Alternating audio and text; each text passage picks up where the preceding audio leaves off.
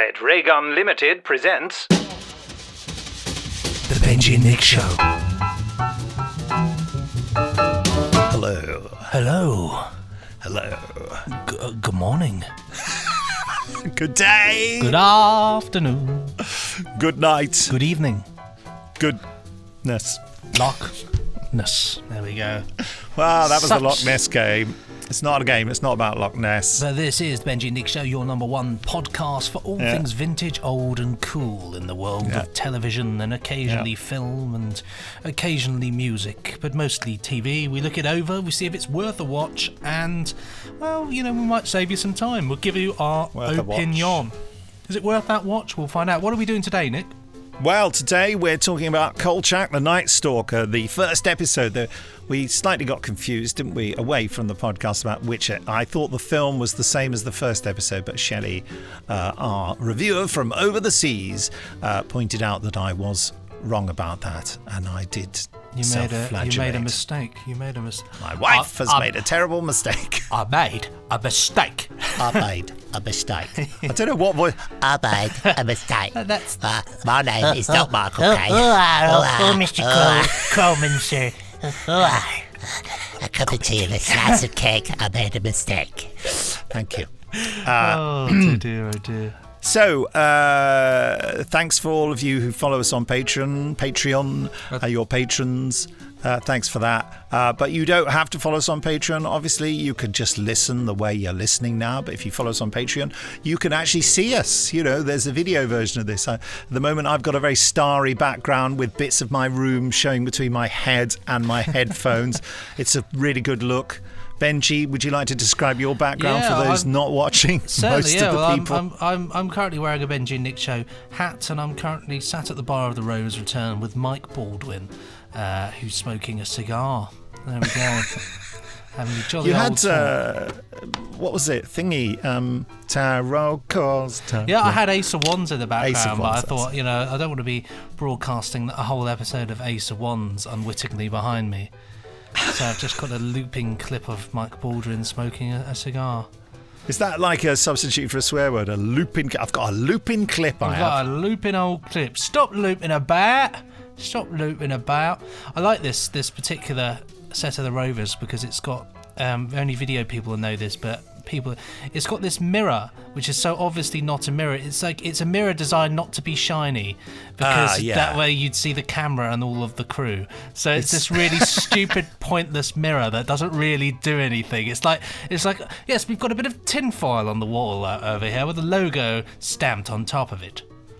Yeah. Yes. Well, I suppose we should get on with the emails. You can send us email to... That's what you see. If you could have seen me, I was distracted by looking at emails to try and send, what we know and love, you see. Yeah, I'll send one over to you, Benji. Cool, yeah. Right. Remember, you can send us an email. It's not difficult. All you have to do is send them to podcast@nicholasbriggs.com, and you will be... Well, it might get read out, it might not. You never know. Have you got it? Yes, I have, yes. This one says, to Benji, Nick Briggs, executive producer, Big Finish Productions. That's the email. Oh, no, it's Nick Ford. I'm joking. I'm just being silly. It's because Nick forwarded me the email and it just said that. Just very confused. This one is... subject of this one is podcast email forward TV themes. Date of this one, it was sent on the 21st of Feb 2021, the year of our Lord 1732-28 GMT. Long 1732. 1732. While I read this out, you find out what happened. This is from Jamie Hailstone. Dear chaps and chapesses, loving your podcast on great television theme tunes. One of my favourite cult themes from yesteryear is the end theme to Starfleet. Yes, the Starfleet music in general is just really good, which was composed by Paul Bliss and could possibly be the greatest song never written by Queen. Yeah, well, you're not wrong. The song is so reminiscent of legendary rock bands that Brian May recorded his own version, which includes a guitar duel between May and Eddie Van Halen. Wow. Sadly, it's out of print, but classic rock fans like myself live in hope. I remember I tried to track down the Starfleet soundtrack, but I could never get my hands on it. Just really... Starfleet! And now I've just got Nick to sing it to me whenever I want to listen to it. But that's not the closing theme, isn't it? How's the closing theme go? I can't remember off the top of my head. Not enough to hum it, but I remember the whole soundtrack, I think, is superb. Incidentally, Brian May's reputation as nicest guy in rock is well founded. A few years back, I was invited, along with 20 other journalists, to a press event with the guitarist. To my amazement, he went around the group before we started and introduced himself, just in case we didn't know who he was. Bless him. Yeah.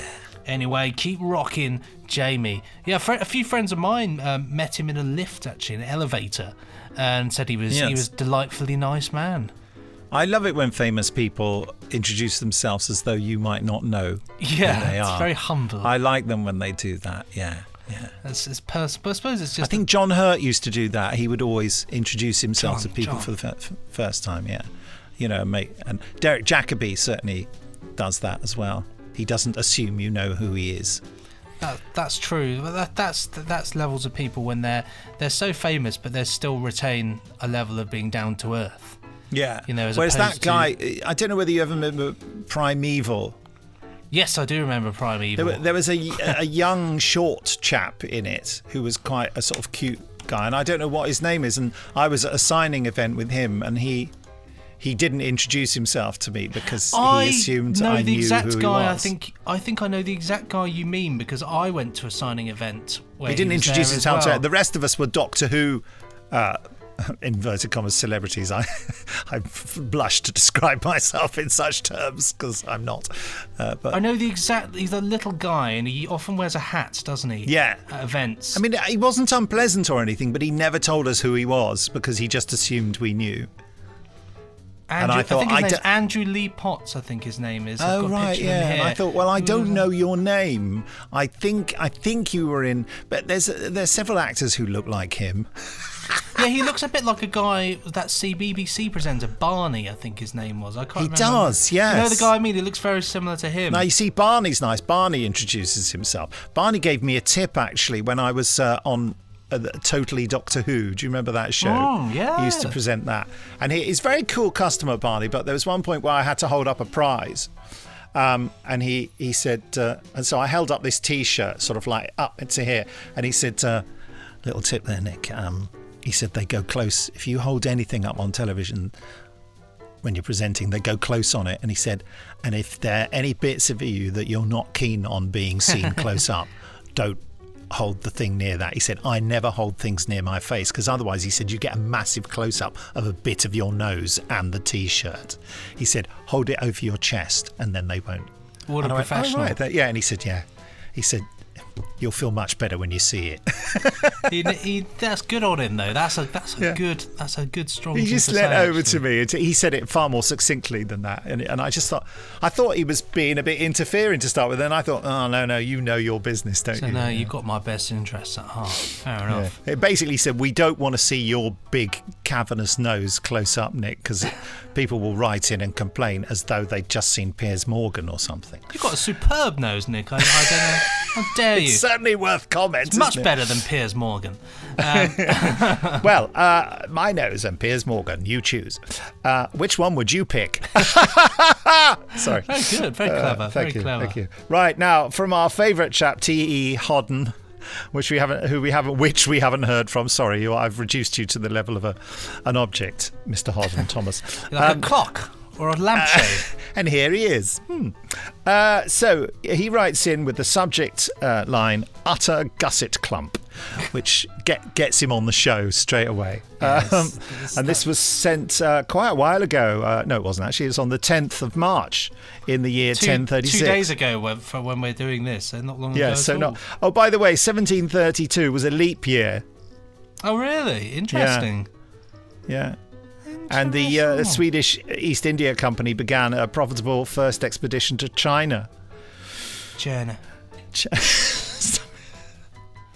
And John Birch, MPs John Birch and Dennis Bond were expelled from the House of Commons after using their positions on the Commission of Forfeited Lands to make fraudulent sales. No, you can't get away with it, you see. You've got to be careful. No. If you're an MP thinking of, fraudulently getting away with land sales, just remember that. And this is interesting. French Army Lieutenant, it's not interesting, but I'm saying it anyway. French Army Lieutenant General Florent Jean de Vallière is tasked by King Louis the Lots of numbers. 15th to. I just had to read my Roman numerals there. This is really funny. It isn't. To improve France's method of forging cannons. That sounds, I know what they mean. They mean making them, but it sounds like, right, let's forge a bunch of cannons. Yeah, so like the British see it and they think they're cannons. They go, oh, they're forgeries. They're not the real thing. They're not the real thing. They lift up a cannonball and it just says it's a fake written on it. Well, I'm thinking of that fake army that the British created in East Anglia to make the Germans think we were going to invade Calais in the Second World War. Which was all exactly. Yeah, that's what I think. Forged cannons. They would have had it. The funniest thing, they probably did have. They probably did have inflatable cannons somewhere. Its cannons have been forged.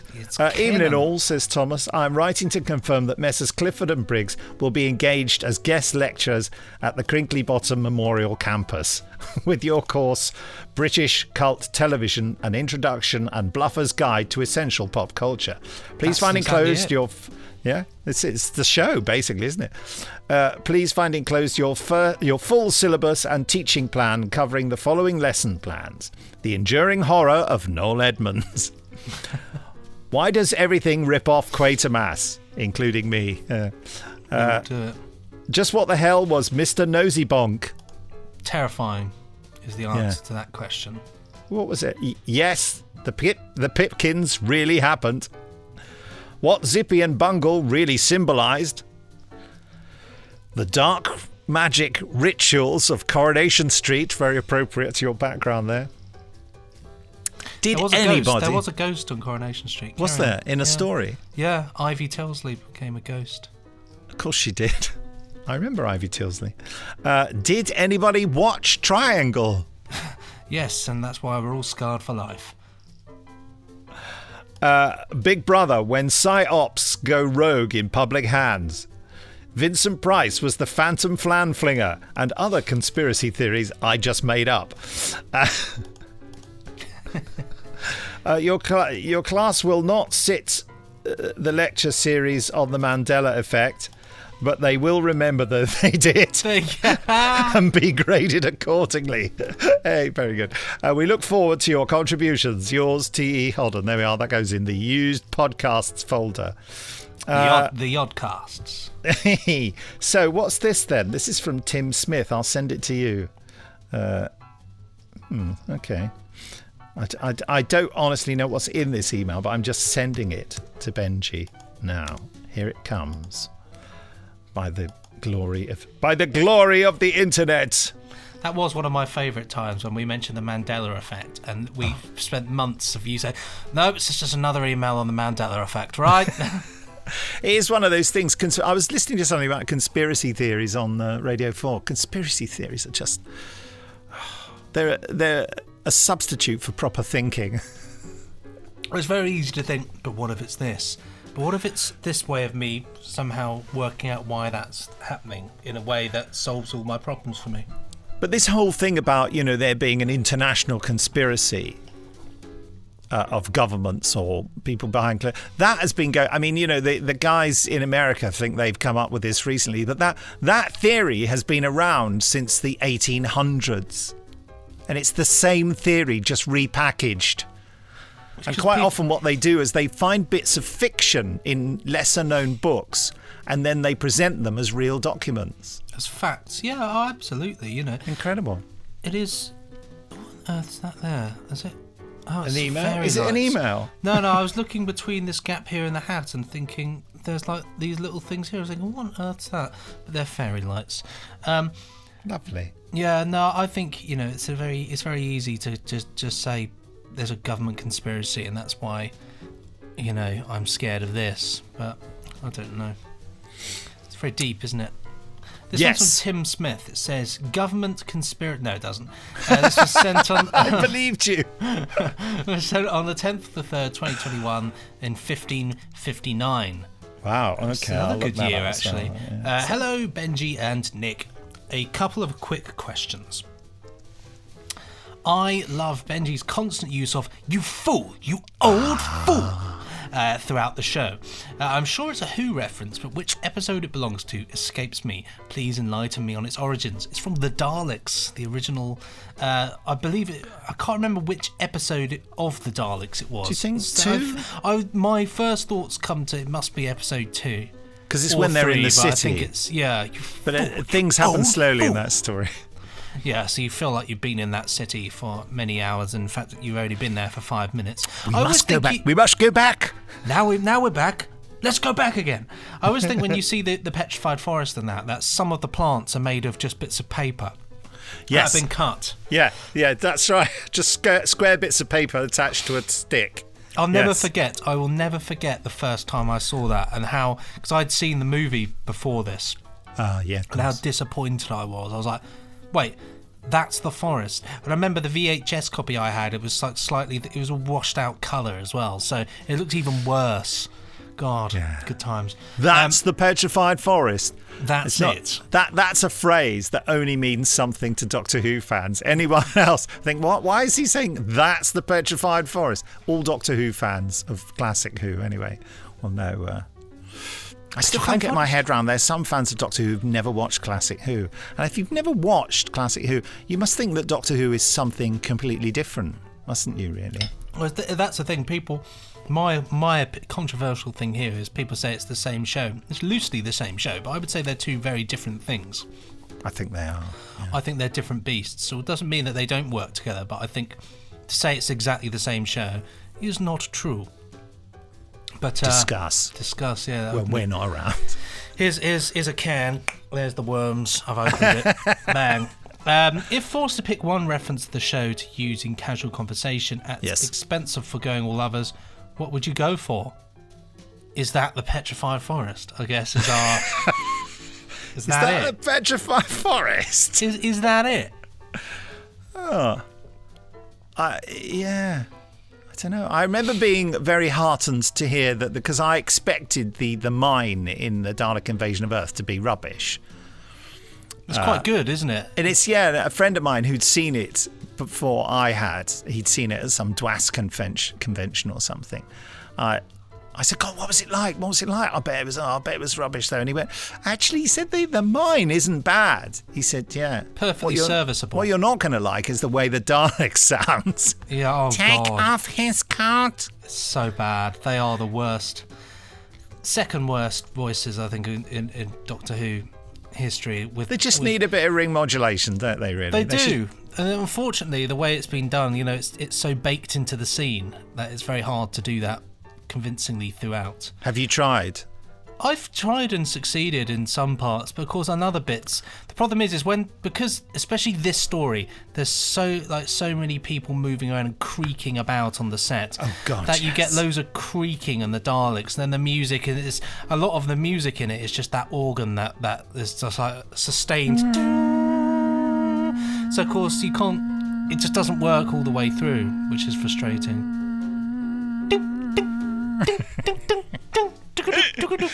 It's things like that made me realise that I could do music as well. I thought, well, I can do that. I can knock a marimba and hold my hand in an organ like I've I can lean on a keyboard. But it works perfectly. I'm a big fan of the music in that story. I think it's weird and slightly odd. I think it's a really odd artistic choice, but I think it's a really when you think about it, it's a really odd thing to actually. It feels incredibly out of place with... I mean, yeah, you imagine what, the director of that, who was it? It was Richard Cravat. Richard Cravat. Richard Martin. Richard Martin, is that his name? Yeah. Cravat Man, yeah. Yeah. Of course, now I'm getting old, I realise why he wears a cravat. To cover up the old, horrible, scrawny neck. The old gizzard. I wonder what he thought when he received the tapes of that music. Oh, good, I've got this composed. He's going to do some music. Yeah. His phone's about. Hello. They seem. All I'm getting is like one note. Have you sent me the wrong tape? Oh, that is the music. All right. Oh, brilliant. It'll be great. Yeah, there's no time. Yeah, okay. Sit there, go right. Do you see the bit that great sequence, we spent loads of time on early London, early in the morning, waking up, going to all the landmarks. He's only going to just drum through the whole thing. I mean, that's a montage. That's a montage, isn't it? We want to have that. That's the big moment in the whole production, that is. Money shot. And what have we got? Him on his bongos in his house, in front of a microphone. And it's lovely that all those paved areas sound like they're made from hardboard. Well, yes, it's strange. That is a defining noise of old Doctor Who, isn't it? The sound of people walking around on hardboard when there's any raised surfaces required. It's that kind of boom, boom, that creaking sort of noise as well of the bits, the joins in the hardboard. Yeah. Yeah. Think, oh no. Dear. And the Daleks. I mean, the Daleks made a racket from almost the first story they were in, didn't they? That story in particular, you can hear. It's one of the you can hear the joins in that when the Daleks go along. You got the kind of. Oh yes. And the sort of levels of them going down ramps, looking really out of control and out of their depth. When you think about it, what would have worked actually is if you took the stock music and the various bits and bobs for something like Dalek's Master Plan. If you move that into Dalek Invasion of Earth, it could work in some bits. It could work quite well and effectively. But it feels the music in this feels just too weird and too sparse. In my opinion, I don't think it. I tell you what, this sums it up. And I love Death to the Daleks, and I think the score in that one is misunderstood because I think it works really well. I think when you think contextually, when you think about the actual story idea of no power on that planet, it's all a bit primitive and a bit, there's not really. And interestingly enough, the only time electronic instruments are introduced into that story are when the Daleks have a bit of power. It's that level of it. In this story, however, you're in the middle of a city, and it's like a city full of humans, but it doesn't feel. It just feels like emptiness. I would want to kind of. I don't know. I suppose it's after they've killed loads of people, so I guess it is an empty city. Who did the music for the Dalek Invasion of Earth? And did they ever do any other music either before or after? Let's have a look. Because it does have that feeling that it's like, it's really weird, isn't it, that music? It's kind of, was it, just one person playing it all? Or was that actually a group of musicians got together to make that really thin, uninteresting sound? Incidental music composer was Francis Chagrin, who I've never heard of. Yeah. He was a composer of film scores and popular orchestral music, as well as a conductor. He was the organiser and chief moving spirit who founded the Society for the Promotion of New Music. Wow. He was a Romanian chap, actually. Let's have a look. He was having a bit of an off day. What other scores has he done? Can you find that? And he only did the Dalek Invasion of Earth. What about in general, and not just for Doctor Who? And in general, he only did the Dalek Invasion of Earth. he did the Cold It story, actually. The original film. He did the 1955 film, The Cold It Story, which is He probably had an orchestra. But this music would work in the Cold It story. Like you could probably make it work there. Did he do anything else that I've heard of? I'll go through. You might have heard of them, Nick. Go on. I'll discount anything before the Cold It story. That's 1955. He did an Inspector Calls 1954. Okay, the Alistair Sim version. Which is a great movie. Yeah. He did Simba 1955, Charlie Moon, No Time for Tears, The Scamp, The Snorkel, Danger Within, Marriage of Convenience, Clue of the Twisted Candle, Greyfriars Bobby, In the Cool of Day. And he did the series The Four Just Men for ITV, in which he won an International Music Award for Film Composer of the Year. Wow. God. And that's about it, really. So his compositions include orchestral concert work, light music, and chamber music. Oh, yeah. But there's not... Is that chamber music? I guess it's sort of, oh, that sort of vibe, isn't it? But yeah, he didn't really do a lot else, really. What was his name again? Francis Chagrin. Francis Chagrin. What we should see if there's any clips of his chamber music. Francis Chagrin music.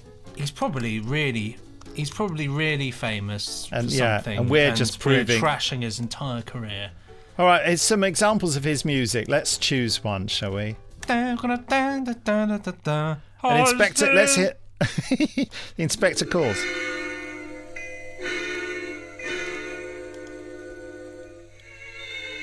Very traditional. Yeah. So he was having an experimental day, wasn't he? I would have preferred this. Yeah. Yes. Francis, you know what? I employed you because I'd heard an Inspector calls. Yeah. What about? Here's the main title from Simba. Okay.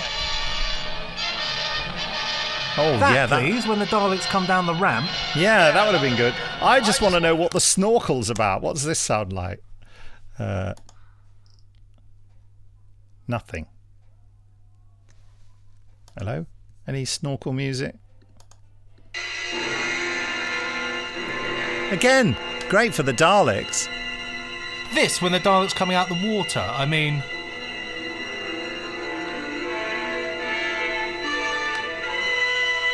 Oh, that would have been good, wouldn't it? It's just he didn't have the tools, did he? What he's got here is a massive string and brass section, and he's just got the full orchestra here, hasn't he? Still, that's sad, isn't it? Interestingly, the snorkel, it looks a little bit like a Vord. But anyway, that's a whole other... Here's the last bit.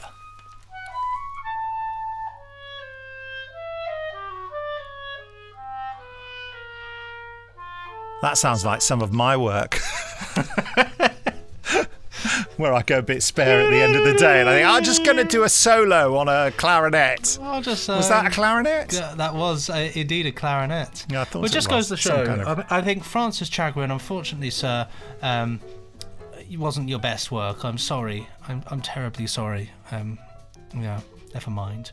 So there we go. If forced to pick one reference on the show to use in casual conversation at the expense of foregoing all others, what would you go for? Well, I think that Francis Chagrin, I didn't really get that whole sequence in London. I think, just, no thank you. Yeah, well, that would be the main reference. Either that or, is that the petrified forest? Is it a petrified forest? It says there just appears Nick's spot of Michael Wisher. Nick does a spot on Michael Wisher Vogon impression for Can anyone hear me? From commentary on the episode. I always like it because you used to do that, didn't it? Can anybody hear me? Can anyone hear me? I'm looking forward to... I've just... I probably shouldn't say this, but I'm doing the audiobook of Revenge of the Cybermen for the BBC. And I'm just... I'm not... Normally I prepare the voices I'm going to do, but because I can hear... Revenge of the Cybermen in my head all the time, every day. I'm just doing the voices as I remember them from the TV. So my Kelman is a bit sort of, oh, you deserve a medal for self-sacrifice beyond the bounds of stupidity. And of course, I keep saying the lines from the TV show rather than the ones that are in the book because the book's slightly different. But I can't wait until I've only just started. I'm doing it in little bits. Yeah. I can't wait until I get to the Can anyone hear me? And I am Tyrone, Chief Counsellor of Voga. I want to do that line as well. I just love the idea of them recording, being like, God, this guy, he's choosing some really interesting voices, isn't he? He's really. Do you think that's right for this? Can anybody hear me? Anyone? That sounded like K9. It sounded like K9. My Sarah Jane's amazing. Go on then. I'm not doing it. I'll have to tell Sadie Miller about my Sarah Jane impersonation. She'll be very amused. Right. Sadie Miller is Liz Slaton's daughter. Just for those who want to know that sort of stuff. Shall we invite in Shelley Dean? Hello, Shelley Dean. Hello, not Nick and not Benji. Hey, very good. How's it going? She listens to it, yeah. How's it going? What's going on? What's going down? No, it's going up and it's going down, and sometimes it goes side to side. So, that's the way it goes sometimes, like a tumble dryer. Exactly. You never quite know which way it's going to turn. Exactly. Have you got anything to tell us about patrons? What? Oh my gosh, you read my mind. We are readers. How did you do that? I don't know. It's like we do this every week. Maybe. It's crazy. It'd be nice if we had a script occasionally too. But I'm done with those. I've got a script for myself. Well, you just carry on. Yes, well, I do actually have an announcement to make on behalf of a few of our patrons. Oh. They wanted to let you guys know, and the world, that they're starting a new musical supergroup. Nice. In the vein of like Cream and the Traveling Wilburys and Velvet Revolver, the big ones that have like crazy famous people coming together. Yeah. We've got Jay McDermott, who's going to be playing lead guitar. Right. We've got Nathan Martin is on drums. Wow. And Chris David is going to be playing in the triangle. I can see that. Yeah, that works. He is a musical giant. And the spin that they're going to take, what's going to make them stand out from the rest of all these, super groups, whatever, Ringo Starr. Ugh. They will, all four of them. All four of him. They will only be doing Zoom concerts, even after the pandemic is over. Yeah. So, by works. popular demand. Never need to leave the house. Never need to leave the house. Because actually, the truth is, none of them play any musical instruments. So pretty much like myself. We'll just have to see how it all goes. So that's what those guys are up to. So I just wanted to share that busy fantastic stuff nice. With you guys. Yeah. Nice shout out there. Yeah. So we're going to be talking about Kolchak, and we haven't said much about it at all to give you the full opportunity to introduce it. Okay. Well, we are talking about the TV show. I think is what we decided. Yes, we did. Kolchak the Night Stalker. And we watched the first episode, which is the first of 20, that aired on ABC here in America during the 1974 to 1975 season. And it's a show that follows reporter Carl Kolchak, who is played by Darren McGavin, who investigates mysterious crimes with unlikely causes, particularly those involving the supernatural or science fiction, including fantastic creatures. The series was preceded by 2 television movies. The first one was called The Night Stalker, and the second one was called The Night Strangler.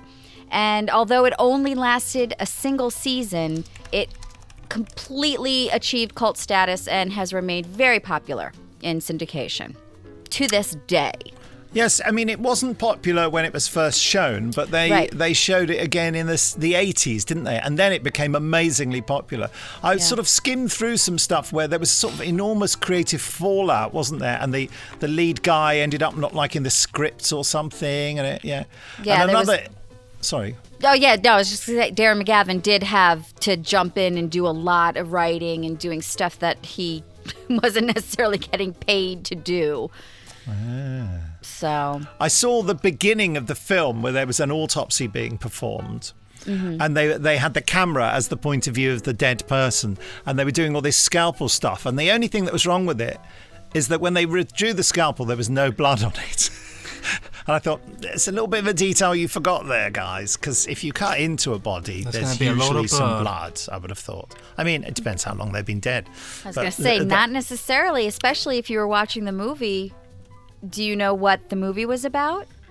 Oh, was that a clue then? All the blood was gone. Yes, all the blood was missing from all the bodies. Aren't I stupid? There you are. I've given a lovely teaser for that movie. So you actually I should watch the rest of it. Yeah, I noticed something. I noticed. I thought, oh, that's wrong. It's a bit like someone saying, when they go into that police box, it's too big on the inside, isn't it? I mean, that doesn't make any sense. And it's inconsistent. It's just like it just vanishes from some shots completely. It makes this stupid noise like someone with a bad throat.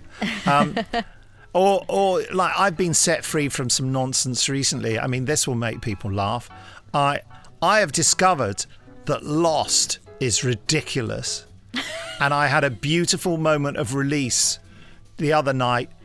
My wife sat down to watch it and she said, "Are you watching this?" And I said, no. I'm not going to watch it anymore.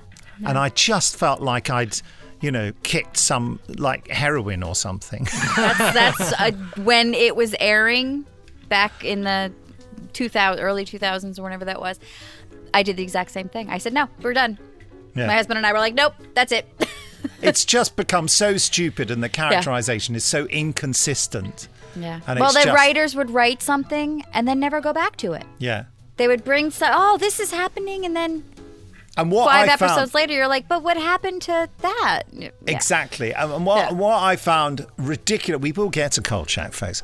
Yes. What I found ridiculously irritating, and I think, Benji, you might sympathise with me here, and disproportionately irritating. I spoke in a very loud voice about it, and Steph just looked at me like I was talking about nothing at all. Was they have a few bits that are set in England. And if the writers, the programme makers, had done the slightest bit of research about England, they wouldn't have made all the mistakes they made. They bothered to send a second unit over there to film bits of London, and then they superimposed characters in front of them quite badly. There's quite a lot of bad matte work in Lost. They're a bit over-ambitious for the level of technology available at the time. There's some bad CG flying CG birds bits, and things. But anyway... What can I tell you? But they were in an English pub, right? Which was clearly, they thought, well, English pubs must be the same as American bars. I mean, a pub's a pub, isn't it? So first of all, it's enormous with an extremely high ceiling. Pubs are generally not like that.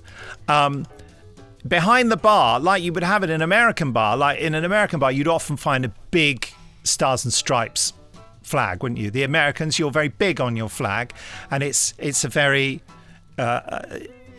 respectable thing. In this country, to display the Union Jack all over the place, people think you're probably fascists.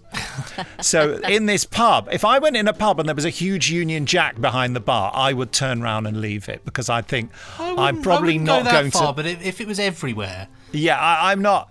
and they have an enormous Union Jack behind the bar, a flag, not and just to remind you where you are. I was going to say they needed to really drill it home that you are not in America. Have a picture of the Queen up instead. And they are drinking beer from glasses which look like they're sort of like 3/4 of a pint. Oh gosh. And they're no shape of glass I've ever seen in a British pub anywhere. And the colour of the beer.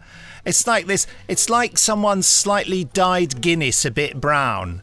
It's just really weird. It's sort of thick, but it doesn't look like any British beer. It doesn't look like any beer that anyone's ever brewed. And the barman, when you go to get a drink, the barman puts a paper doily down and says, "What'll it be?" And that never happens in a British pub, does it? I mean, you can't get the attention of a barman. And if they come over, they're like, yeah? Yeah.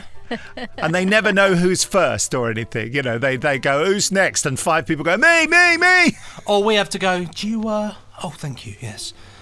Interesting enough, I just typed in Lost UK pub locating just to see if there are any photos. And of course, it just came up with loads of pubs that don't exist anymore. But I clicked on one photo, and do you know what the name of that pub is? What? The British Flag. How weird is that? How bizarre. They also had a poster advertising joining the army in which the word honour was spelt the American way. For God's sake. And it's clearly America, where they're walking around, because in America, doors are bigger, windows are bigger. Britain is the land of pokiness. Everything's small in Britain compared to America. And you just think, wow. And what they do is that they put a phone box in shot and have some guy wearing a British policeman's uniform, but kind of swaggering around the way a British policeman never walks. He's walking like New York cops walk, It's just, I just found you that. You released yourself from it. Steph didn't. She said, "Well, that doesn't bother me." I thought that is what's really annoying me about this series. Well, at the end of the day, the I've problem got with all these things is, they're just too long, too much to commit to. And the stories are just getting so... I mean, when they started having a time travel story and the guy was getting flashes of the future and... It was a load of rubbish. And he keeps calling everyone, brother, all right, brother. I think, you're not my brother. Piss off. You're not my brother now. It's just got under my skin, and I was really suffering watching it. I thought, why am I putting myself through this? Anyway, Kolchak. So this is the Too Long Didn't Read version. Nick stopped watching Lost. Okay, moving on. This episode of Kolchak, the synopsis is Kolchak may be up against the original Jack the Ripper, a black-caped, bullet-resistant superhuman killer of women. Dun, dun, dun. There are various sequences of this where loads of cops open fire at him and they never kill him because he's indestructible, Yes. and no one seems to think that's weird. Kolchak does. He keeps taking photographs of them that don't come out, but the police go, he was just too fast, or I don't know what you're talking about. I mean, the police are so willfully stupid in this. Well, they're stormtroopers. Isn't that the thing about stormtroopers can never hit their shot when they shoot? That was what the police department here was doing. But it was funny because when we first started deciding what we were going to watch, I ended up watching both the first movie and this first episode, and I loved it so much. I'm already up to episode 5 of the series, really? because I'm loving it, absolutely loving it. And it was funny because the whole time I'm watching it, I'm thinking, why did I never see this before? This is right up my alley. This is totally something I'm interested in. And then each episode that I've watched, there's been a little moment in it that I've gone, I remember this. And so somehow, some way, I have watched it, and it's just evaporated from my consciousness. So, see, interesting you say that. 'Cause I had a little moment in there as well, actually. It was I'd say probably about 25 minutes in, where I just turned it off and walked out the room and never turned it back on again. I just gave up. I just didn't want to watch it anymore. I didn't enjoy it at all. The TV show. You didn't watch the movie. The TV show. Just thought this is just interesting. I just thought what, this is just what a bunch about it? I just thought this is just a bunch of people shouting at each other all the time. It was just loud, just loads of people in offices talking and loudly at each other. I just didn't like the main character. I just didn't understand him. I didn't like him. I thought, you're not making me want to watch this. He just seemed it was just this man just sort of aimlessly wandering around everywhere in a silly hat. I just thought it was just all a bit silly. I don't know. I can see why people like it, but I just thought to myself, like, I can think of it. I just thought, I'm not enjoying this. I'm like sitting here and I sort of had nothing else to say because it just was like, I don't know. I just thought. It did pick up after 25 minutes. I struggled with the first 25 minutes because to me it had a vibe of two things. It was a bit like a kind of rubbish version of Columbo, but it was also like a sitcom without enough jokes. You know, all that whole, Absolutely. I'm doing my job, I don't want to do this, and him calling Updike uptight and things like that. Also, I thought, although, you know, things like the big gun battles, there's clearly a bit of budget in there, I thought it was done quite cheaply, even though it's shot on film and, you know, it has that high standard of American, crime thriller sort of drama. It looks, but there are a lot of scenes that were shot largely on one shot. It's like they were making it very quickly and very cheaply, I felt, you know. It just didn't feel. I think part of the problem as well is that there was nothing particularly artistic about the way it looked either. To me, it just looked kind of very basic. There was, I suppose, really, there just wasn't enough for me to like.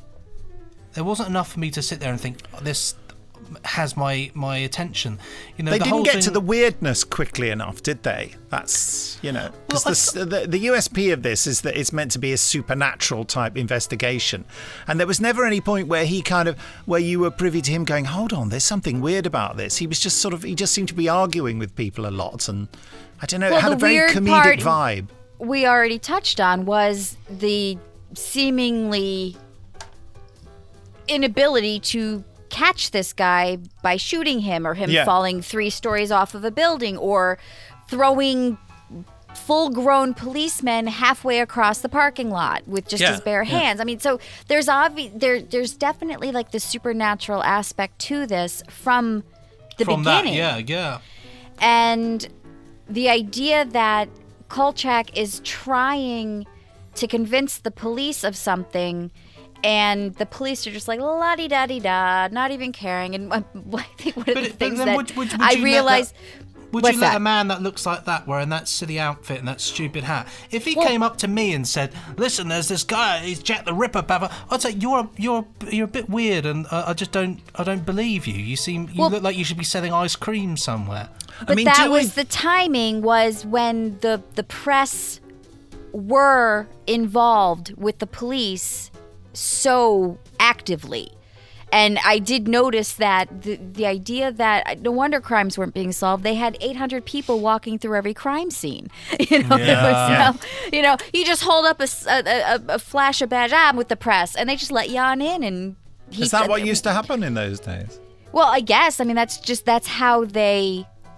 When you see movies and TV shows around that time era, that's kind of I suppose so. The vibe you get. What I found confusing was that I wasn't sure who Kolchak was, in the sense what his character is like, because is he a psychic investigator, or is he a guy who just works on a newspaper and this is the first ever psychic case he gets involved, or supernatural case he gets involved in? That wasn't clear to me, and there wasn't a character moment where he suddenly thought, hold on, this is like something I've never dealt with before. This is weird. He just kind of was just more irritated with his boss more irritated with the police chief. There were two movies. Oh, and you were basically, to understand this, you would have had to have watched the movies I first. would assume that there was that jumping off, that it was just like, okay, we're gonna, when they started the series, they just said, okay, we're gonna assume that everybody knows who this is and what this is, because the and they would have shown the movie the week before as well. So if there's that kind of confusion, then I would assume that that's because. My experience watching this, I watched the movie first. Yeah, you see. So I didn't have that, wait, what's going on? Who is this guy? Why is this guy? I loved the interaction between him and his editor, where they'd be yelling at each other and how they'd play off of each other. And then the relationship he had with the chief of police was I complete opposite than Benji. And maybe it's a cultural thing. Maybe it's an American. I think it is. It's one of those things. I mean, it's like when we come to give this, exclamation marks or whatever, I should give it a 3 simply because it's not for me, and that's cool. I just didn't vibe with it. What I did was I just thought I just don't want to watch this really. I just thought I've seen enough to have an opinion on it, but I just don't want to fill my time with this at the moment. So actually, when I decided I'd just watch. Because it had given me a little flavour of that kind of Victoriana, so I went away and just watched Sherlock Holmes with Jeremy Brett. Something else. I watched something else. I went to watch A Scandal in Bohemia. So what's your rating on what you actually watched? Much better. In fact, I'm gonna make everybody watch it for next week, because people have been asking us to do it, and I think it'd be really interesting, and I'll get your opinion on that. But I just thought this particular program is just totally not the type of thing that I'm really into. Do you like X-Files? I'm not really. I don't mind X-Files. I think it's because I don't know. I think I'm not massively into a lot of US TV stuff, especially older US TV stuff. And so I just found it harder to get into, really. But I just wasn't vibing with it, really. I just too much going on, too much shouting, and people going, I don't know what this is. So I can't be bothered. I'm just gonna step away. Well, I think some of that, I really do think some of that is because they keep wide shots, so you hardly ever get really involved with people. They kept very wide on everything. There were a lot of scenes where there's 2 shots with people moving around. And there's lots of people in every. I'm not saying there were no close-ups. There aren't there? If it was studio bound, I know it's obviously not realistic, but if it was studio bound and it was a little bit more enclosed and a little bit more focused on what they were doing, it might feel less overwhelming. But it just felt like it felt like they were making a film in like a massive shopping centre with loads of people watching what's going on as well. Just too many things going on. I think it's an interesting point about how different I would have felt about it if I'd watched the movie. Because, I got no sense of who the character really was or where he was coming from. And clearly you get that from the movie. And then you think, this is the next thing. This is the series beginning based on those 2 movies. It would have been 2, wouldn't it? They wanted to do a third film, but they opted instead of, they had a script for the third film, and then they decided, you know what, let's just do a TV show. And so maybe that's I don't know. I wish I could say I knew how it would have been had I not seen the movie first, but. But clearly that was a winning factor for you, Shelley, because you saw the movie, you enjoyed this, and you watched 5 episodes. I mean, that is an impressive commitment. I just loved it. But what I loved about it was the nostalgia aspect of it, was the relationships between. It just did you have? I mean, Superman, and when he's Clark Kent and he's going up against Jimmy, what's Jameson? Yeah. What's the editor's guy's name? It's the same kind of like, like. Yeah, of course. It's that stereotypical, from Central Casting. And Spider-Man and his Spider-Man, his editor. He's also a reporter. Oh, aren't they all superheroes are reporters? Yeah. And even it's Batman's funny. There was got a column in the local Gazette. So he does the weather. The weather. Bruce Wayne, the weatherman. There's rain happening where these bat symbols are here, and here. You see this place here. Robin, have you got a cloud I can stick to this, Robin? Sorry, I'm being the Adam West. Anti-rain spray. It's the only Batman that should Adam be. West. Well, listen, I'll give it a 3. I'm taking the Briggs approach. It's 3, and 3 is probably where I. Briggs approach. The Briggs approach. Well, that's why I gave. 10 minutes. If I can't watch the whole thing, it gets 3. I did watch the whole thing, and I will give it 3. I think Benji, if you'd watched it to the end, it does. In the last quarter, it becomes it became infinitely more engaging for me in the last quarter. I think that's because when it got very obviously supernatural and weird. I hated the way they got rid of the in inverted commas offensive word coming up, fat woman. Who wasn't that fat anyway. They say, I saw her, she was fat. And he just finds her dead, his friend. He just finds her dead and he doesn't seem very upset about it. But do you remember what she ordered at the diner? Yeah, I know. Just everything on the menu. Triple-decker tongue sandwich. Well, he just finds her dead in the Ripper's house, I mean, looking back, it is quite funny that he's such a useless hero in that he is hiding from the Ripper there. Mm-hmm. And the Ripper is not seeing him. And then the Ripper... he screams. And then he screams and gives himself away and then has this sort of like cat and mouse stupid run around thing. Well, because he set it up because he wanted him to chase him so true. He could get electrocuted and myrtleize him. Yeah. A la and of course, Michael Myers. I imagine it's a theme of this, as happens at the end of this episode, that there's no proof left, even though he sees the guy and he sets him on fire and his house burns down and there's no evidence of anything left. Is that right? Kolchak can never prove it. Yeah.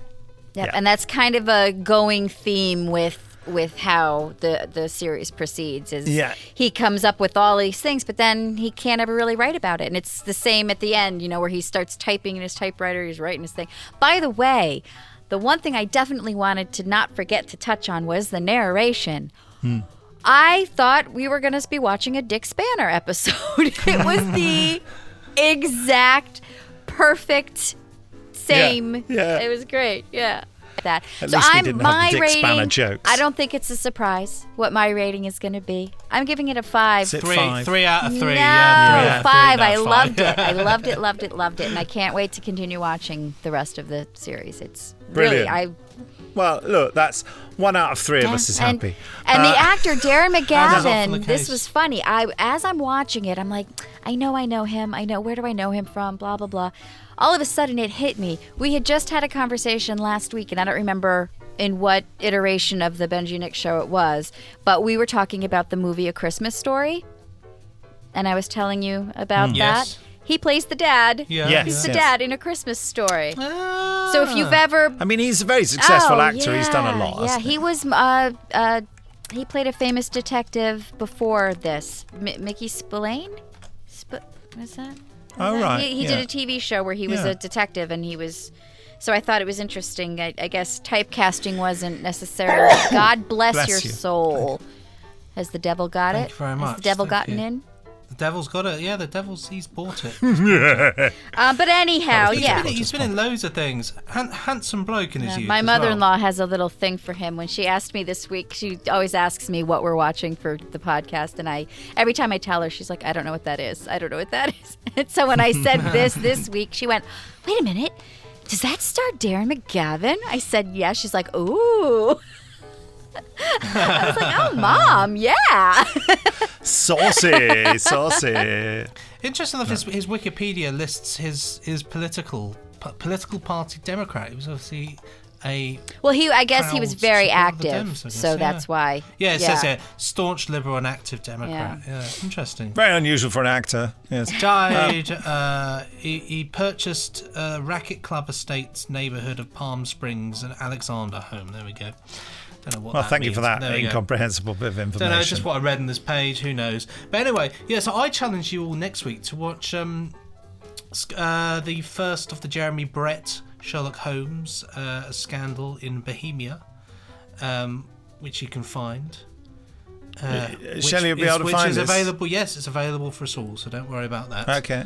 I've already researched to make sure. Well, this is this is a change of plan, Yes. Benji. So thank you for your anarchy. You're crazy. like He didn't even ask permission. He's just ramming it down our throats. This is what we're watching. This is what Benji and Nick's show can be sometimes. Sometimes you have to swerve everybody. But when it's topical and it's something, and I thought to myself, well, somebody. Let's do it. You know, we've had more than one person message in to say, can we cover this in the past? Recently as well. I thought, Nick is a Holmes guy. You're a Holmesian chap, praised for your Sherlock Holmes work by the Sherlock Holmes Society for Sherlock Holmes. Indubitably. Exactly, you see. And Shelley, of course, I'm very proud of that. I'd like you to see this because it is an incredibly... Is Benedict Cumberbatch in it? No, he's not. Well. It's Jeremy Brett. Fantastic. It's like proper Sherlock Holmes. I know, I'm teasing. Yeah, this is the real McCoy. highly acclaimed television series of Sherlock Holmes. 50-minute episodes, superbly done. Okay, and I'll just get it to Benji's me and I will watch it. done his review. I've done the dirty. Well, and by the way, it was Mike Hammer. That was the TV show that Gary Gavin starred as. Mike Hammer. As opposed to Dick Spanner, it's actually Mike Hammer. Yeah, and it was Mickey Spillane's tough-talking, brawling, he's the writer. Skirt-chasing private detective. That's why I had Mickey Spillane in my head. Skirt-chasing. Skirt-chasing. Well, that's enough from the skirt-chasing Benji and Nick and Shelley. Time to get close to the microphone. Don't forget to send your emails into podcast@nicholasbriggs.com. We really want to hear from you. Really. Really. Well, a squirrel. Let us know what you think. Squirrel. From me, Benji, what was the other one? It's good B. Acetaminophen. Mirror. Squirrel. Mirror on the wall. Oh, okay. Mirror, squirrel. Mirror. And you've got to mention any words that we pronounce that you just find ridiculous. Oh, like the one that just popped in my head, I can't say, so. I think I know which one that is. You know exactly which one it is, because whenever I read it in your voice. Anywho, I'm close to the mic now. All right, for me, Benji B, it's good B. And for me, Shelley D, it's goodbye. Yeah, bye. Bye. Pressing stop now. Ka-chunk. Cuts.